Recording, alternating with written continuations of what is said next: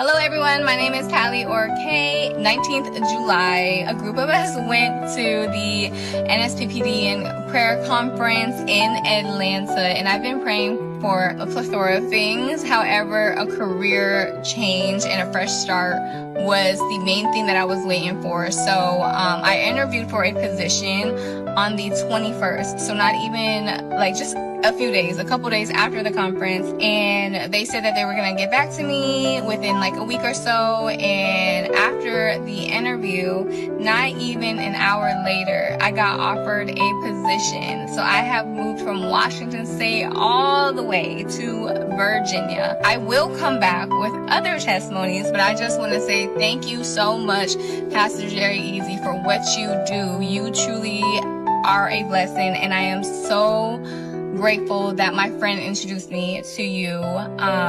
But yes, like everybody else has said, Pastor Jerry Easy, may the oil on your head never run dry, and may God continue to give you strength, mercy, wisdom, and just all things of Him. So yeah, thank you so much, and I can't wait to report back to you guys. My name is Jubilee from Delta State. I'm here to testify of the goodness of God in my life. It started when I was 13 years old. As kids, we love playing this particular game. It's called hot cake, and you cut from it until the stick falls off, and everyone will tend to like eat your back. So that fateful day, it's not like that was my first time, but that fateful day, they ate my back and I passed out.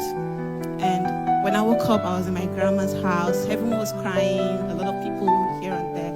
I asked them what happened. They said I passed out, and the boy brought me home. So that was the first time I experienced it. And this thing continued. Like, I could just be looking at you and then that's it. I pass out. I just pass out. So it continued until 2023. I was in church that day because I am part of the choristers. So I was, singing with the mic, and when I woke up at home. My head here was broken, and my cheeks were swollen. They've hit me severally, trying to bring me back to life. My jaws, sore everywhere, was totally scattered. And I think that was when my mom decided to take it very seriously, because while it was happening this time, because in 2023 now, this is 14 years. This has been happening like back to back in marketplaces, in the school, different places. But it was in 2023, my mom decided to take it serious, because when she saw that our daughter's face was broken and all of the pain I had to go through. So we went to a particular, to see a doctor in the general hospital. And that day, it's not like we've not been going to hospitals, yeah. But this particular day, the doctor said that I am suffering from a condition that is known as silent seizures. And I'm like, okay, silent seizures, is there anything like that? He said, yes, because when it happens, I'm not convulsing, nothing is happening, I just pass out. Okay. Then he gave some precautions like, I am not supposed to look at umbrella when someone is twisting it. I'm not supposed to be swimming. I'm not supposed to be eating with a iron spoon. I'm not supposed to be watching the TV when it's past 10 p.m. And looking at it, I do all of these things. I swim every Wednesdays when I was in school, and I don't pass out when I'm swimming. This thing has never happened when I was swimming. But I took it to the precautions. He gave me some medications as well. I went home. We're managing it. And in 2023, I will always see Papa's prayer videos pop up on my FYP, because I think Instagram does this thing of when you click on something the first time, they keep bringing it back every day. So I keep seeing it every day. Something with them into go. I say, no, I'll leave it. Sometimes I will see my friends sending me the link on Facebook, on Instagram. I'm like, what is it that everyone is sending this same thing over and over again? Okay, let me just try it out. So this particular day I joined, and the prayer was hot, and I'm like, this prayer is, there's a lot of, shouting and all that, and I'm a very fragile person, so I just crawled back. I didn't do anything, I just watched and I left. The next day, something prompted me to come back again. I came back, I washed, I left. The third day I came again, I washed, and then this time around, I just told myself, okay, if this, because I listened to the testimonies, like I really, stayed to the end, and I heard so many lovely testimonies from a lot of persons. So I decided that I was going to come and tell God that, please, if this man is really from you, because I'm not the type that believe in miracles. In fact, I've never experienced miracles before and signs and wonders before. So even when somebody tell me, I'll just, But this time around, I just made up my mind that, God, if this man is really from you, let him take this thing away from me and let me be made whole again. Let it be proven to me that you are a really God and you really speak through this man. So I said that day, and then I stated prayer. So in June 2023, on the 20th day of June, the prayer just started. It has not even gone anywhere. The next thing, Papa mentioned my case. I don't know who you are. You are having seizure, a form of seizure, but your body does not shake. Your body does not shake. And they say, what is happening to you is seizure. Is seizure. If you are the one, put it on the live stream. Put it on the live stream. About the power that raises from the dead. Let it be reversed. Let it be reversed. I'm supposed to go ahead and put it on the live stream, but I said, no, let me wait. Because other times when I join, I see other people writing, I am the one, I am the one. I want to know if this one is really for me. I waited. Nobody wrote, I am the one. This was on Instagram Live. I was screen recording it while I wrote, I am the one in capital letters. And Papa prayed about it. And since then, after 14 years of always collapsing, I'm here. I can run. 2023, so this time it's like I think this is 2 years already, and nothing is wrong with me. I can run, I swim. In fact, I swam on the 6th of September here in Abuja. God will continue to show His reflection through the life of Pastor Jerry, and that many will be saved through him. Thank you for listening. What God cannot do does not exist. What God cannot do Does not exist. we dey pray.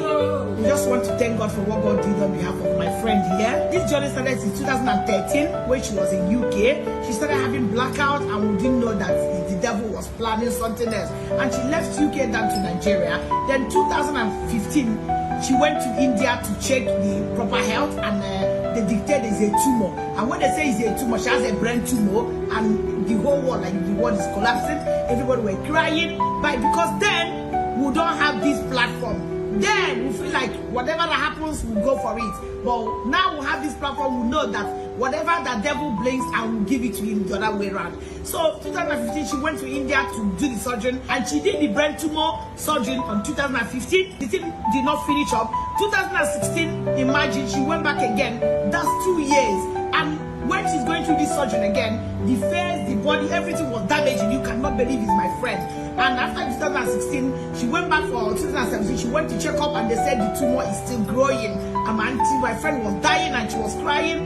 And 2020, I joined NSPPD. You know, I joined NSPPD, I started sending the link, and I started seeing the testimony that's happening in the NSPPD. And I sent the link, and my auntie was like, she don't want to join, it's too noisy. I quite understand, because when you have a brain tumor, everywhere is, and everything is annoying you. So she refused to join our, but I was still standing on the gap.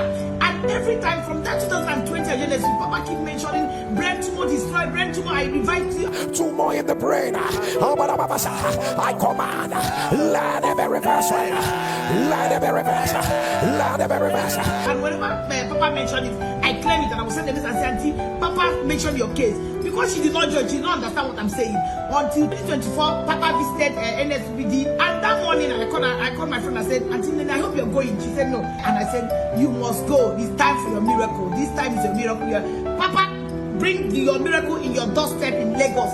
You must go. So that day, and I tried to convince her, she accepted that she would go. She now went. Then I was in UK. I was just following online. Even if Papa climbed up onto the pulpit, Papa began to declare. Papa said, brain tumor, there is someone here. You have a brain tumor. You have gone for the surgery 2 times. And you went back again, and they said there's a brain tumor. The brain tumor is still growing. I jumped in my workplace, and I texted noticed that she did not respond to me. And Papa said, go back and check. You will see nothing. Remember 2017, she went to that and they said it's going back. So in his mind, the tumor is still there and the family were planning to go for another surgery. And when Papa declared that and said, go back and check. And after the conference, and I called and I said, Auntie, you need to go and check. She said, okay. The same doctor that told my friend that you have a brain tumor that is growing back. When she now went back, the same doctor that congratulated my friend and said the tumor is free. There's no more tumor. And I shouted. You know, Papa, when Papa said, how will you shout? I shout. And people were asking me, why should I say you will not understand? Because I know that the God that did it for me will do it. Then after that, I said, okay, fine. Auntie, can you do your testimony? She keep delaying it. Auntie, do your testimony. She keep, I said, my friend, do your testimony. And then Papa said, you have a testimony, I'm not giving it to you. Must. I said, you are delaying your testimony. And I said, okay, fine, I'm going to come down to Nigeria and I will do this testimony together with you. Because the devil will not take your glory. The devil will not take your glory. The God has answered you. Today, before my friend cannot stand, before my friend cannot jump, see my friend jumping. See my friend. My name is Jennifer Obiora, and I'm here to testify to the glory of God for what God has done for me. In 2024, precisely around July, I started developing back pains, and this back pain was so severe that I had to go do an x-ray, and the x-ray just showed that I had a mild lumbar spondylosis. And after then, I was prescribed a very strong painkiller. Prior to that, I had a lump in my breast, and each time I go for ultrasound, they tell me there is nothing. But this time around, I noticed that the lump and the back pain I have were on the same spot. So I still went again to see the doctor. And this time around, the doctor asked me to do a mammogram. And I was supposed to do a mammogram. Everywhere I called, they were telling me that I was not up to 40. So there's no how they could do a mammogram for me. And by this time, the pain had become so worse that I can't even stand up from the bed. When I go to classes, I can't stand up. When I'm walking on the road, I can't walk long distance. I have to stand in. People will be looking at me like, what's wrong with this person? And this thing continued, the pain continued that I couldn't walk. When I want to cook, I have to wear face mask because when I sneeze, like it's like something is holding me on my back. So I finally got a place to do my mammogram, and lo and behold, they said that the lump there was malignant. So I had to go in for a biopsy. When I went in for a biopsy, the biopsy came out as invasive ductal carcinoma that has metastasized to my bones. It was at my T12 and it was at my sacrum area as well. And that was why I couldn't walk. And my life was shattered at that moment because I was like, God, why would these things be happening to me? So many things were coming into my head. And I told God that, God, I'm a nursing student. How do you want me to walk with my back pain like this? How will I bend down to attend to a patient? I can't even have my bath myself. I have to put a bowl on a table so that I'll be able to scoop the water because my back was hurting so much. I couldn't walk, I couldn't do anything. Whenever I want to wee in the night, I have to put a small pole beside me because I can't stand up from the bed. Everything was just giving me concern. I was asking the nurse that this back pain, if I start my chemotherapy, will it go? She said, unfortunately, there's no cure for metastatic bone cancer. I googled and I checked. Google told me that there's actually no cure, that you just have to be taking painkiller for the rest of your life. And I was like, how will I be taking painkiller for the rest of my life? I was just so depressed.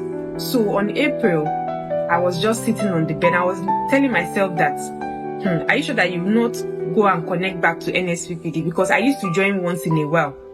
And that day, I was just on NSPPD, and the next thing I heard was metastatic breast cancer be reversed. Metastatic breast cancer. Oh, yeah, now so let it be reversed. And I jumped up and I was like, this is me they are talking about. 3 days after, when I woke up, I could stand up. Before I stand up from the bed, I have to think about the position and everything. And I was able to stand up. I was still saying, something is happening. I went to the bedroom, I could bend down, I could do everything I used to do. So I went for another CT scan to check. And lo and behold, when I went for the CT scan, there was nothing in my back anymore. They couldn't even, the CT scan was not even showing that I had anything on my back anymore. There was no cancer on the breast anymore. And also the one that metastasized to my bones, there was nothing there anymore. I was cancer free. I know some people might think that this is not a big deal, but for me it's a big deal because I couldn't do anything for myself. A young girl like me, I couldn't do anything for myself. And I was one of those people that used to say, Pastor Jerry, these people that are testifying, you should say it's real. Omo, it is real. This one I need they call it, they pray, it they show. Because my own show for me. And I'm here to testify to the glory of God that because God was faithful to me. What I couldn't do before, I can't even bend down to pick something. Now, I can do all those things.